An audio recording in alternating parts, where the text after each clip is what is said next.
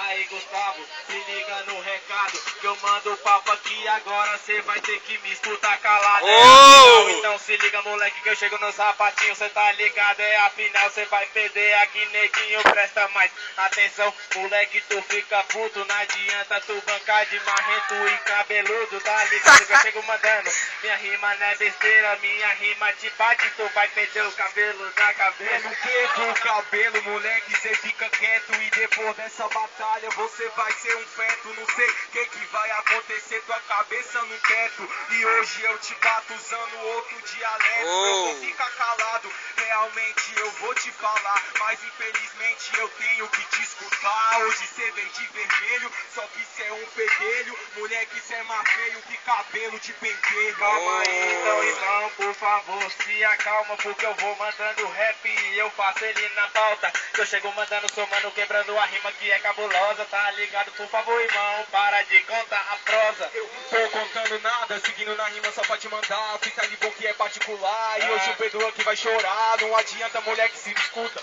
Está ali aqui, não te chuta. Cê bate de frente comigo, só que moleque, você não tem conduta. Se liga, meu mano, que eu mando na rima que eu falo aqui, tenho disciplina. Se liga que eu mando na minha autoestima, você já perde a linha em mim.